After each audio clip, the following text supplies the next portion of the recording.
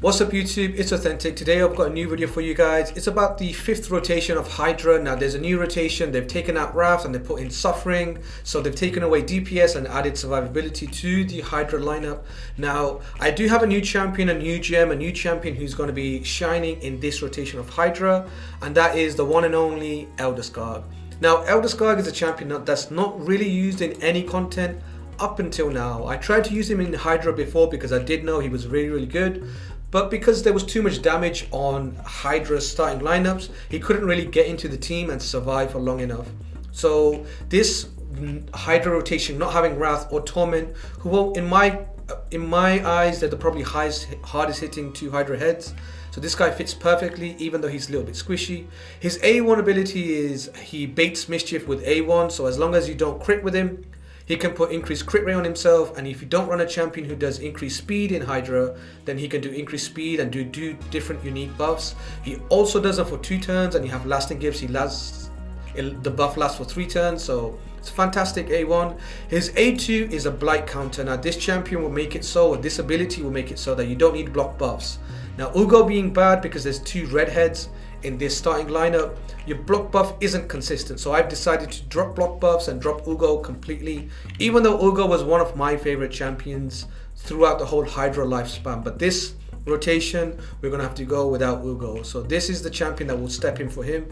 He will make it so you don't need block buffs. He would land burns through Poison Cloud as long as his condition is met, as long as there's 2 debuffs or 1 debuff and 2 buffs, as long as there's 3 extra buffs or debuffs. He would do 6 hits and he would land AoE burn through Poison Cloud. So he would counter Blight for you. And then his A3 is additional little mischief counter. If you see that your Elder Skarg doesn't have increased defense for 2 turns, or his increased defense about to fall off, you can always just apply this as an extra buff.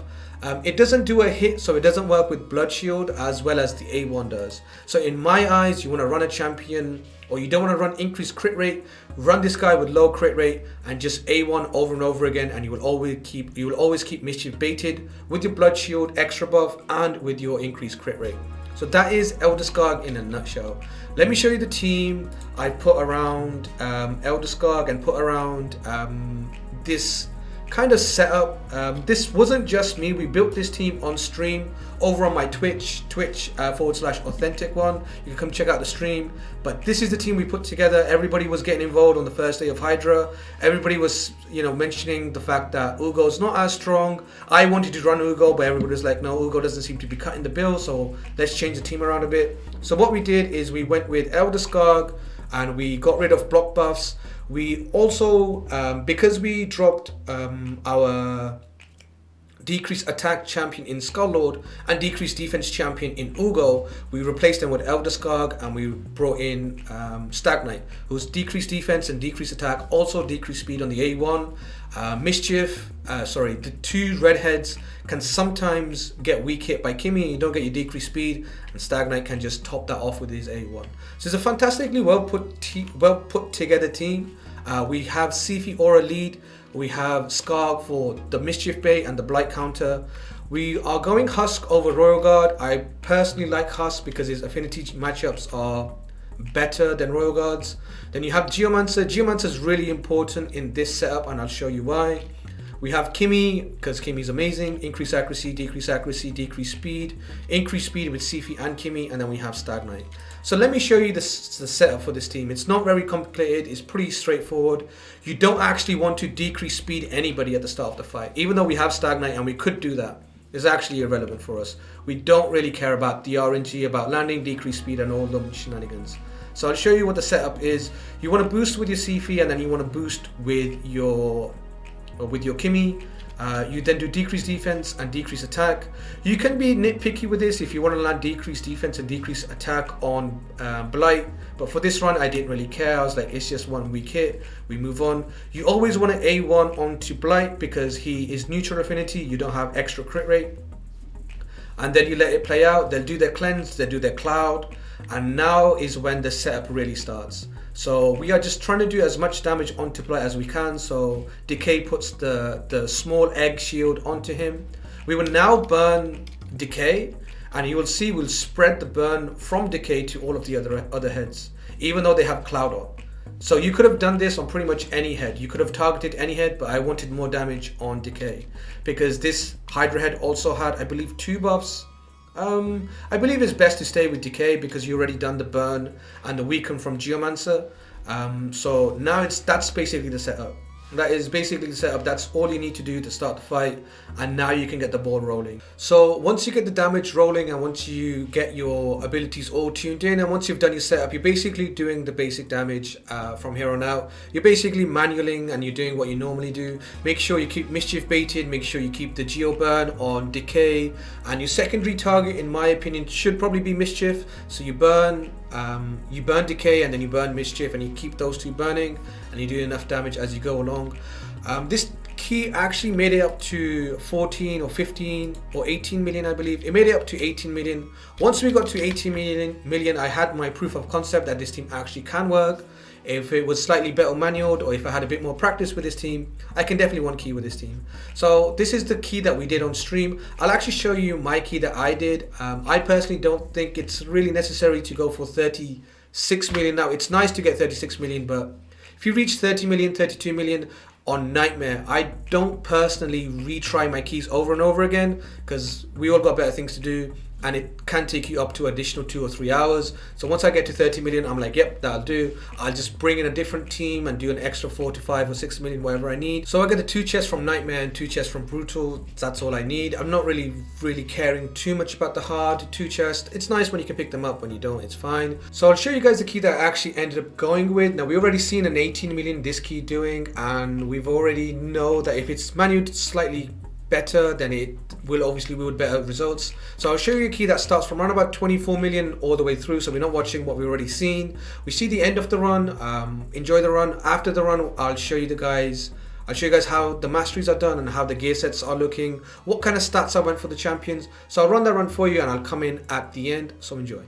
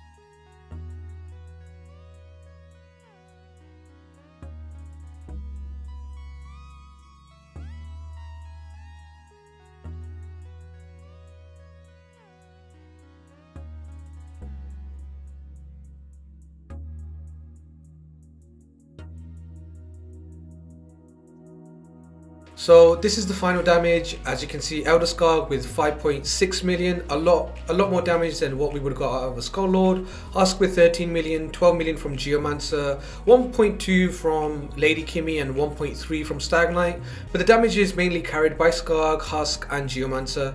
Skarg's AoE burns is mainly where the damage comes from. He does have a 6 hitter which can obviously do more damage. I've got him in Giant Slayer because I wanted to save that 6 hit. If a champion does get eaten, it's nice to get those 6 hits out onto the champion to help you with the damage.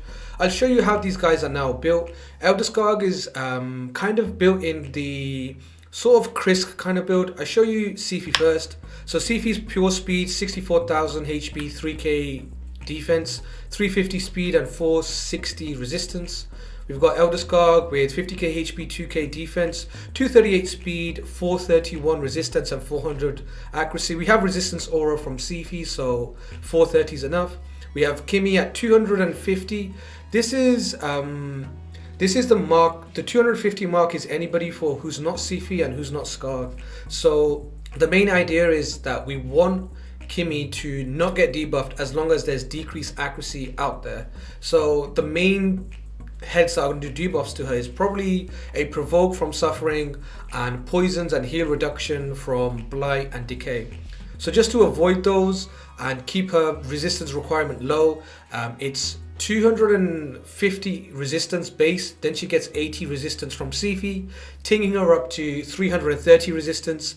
And as long as you have decreased accuracy on the Hydra heads, they can't debuff anybody. So 250 resistance on all of your champions, apart from Skarg and Sifi, who want to be the full 440 resistance, and with the Sifi aura they won't get debuffed.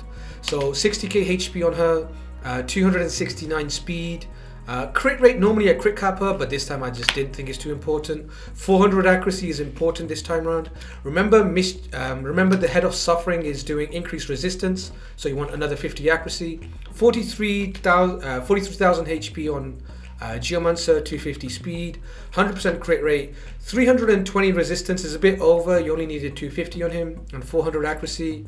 And also on Husk, 55k HP, 2.5k defense, 250 speed, crit cap, crit damage is savage, and 300 resistance. And then we have our Stag Knight in Reflex, 50k HP, 3.5k defense, 255 speed, no crit cap, 250 resistance, and 420 accuracy. So those are the builds. Probably the last thing I probably want to show is the masteries on these champions. Masteries are pretty much War Master and they're similar for everybody, but the only interesting champion is Elder Skarg. Elder Skarg is, as you can see, you don't want to take crit rate on Elder Skarg, because like we mentioned before, the more he crits, the less likely he is to get unique buff of increased crit rate. I've went with Giant Slayer. You could go War Master or Giant Slayer, either one works. I would probably recommend going War Master, not Giant Slayer, because this happens every 3 turns, and sometimes you can't even really use the ability because you don't want to override Geomancer's burn. So I would say War Master is the option to go for. I was trying out Giant Slayer. It was okay, but in my opinion War Master was better. And Lasting Gifts is another fantastic mastery to take. You don't want to take Master Hexer because you don't want to extend the burns through 3 turns. So you just want Lasting Gifts and Giant Slayer, and the others are pretty much straightforward. And my Sifi is basically my Arena Masteries Sifi, so there's nothing fancy there. So that's the video, guys. That's the Elder Skarg guide, the Elder Skarg team. Let me know what you guys think of the video. Leave the video a like if you enjoyed it. If you enjoyed the content, leave a sub. Leave me a comment what you think about the team, and I'll catch you guys in the next upload.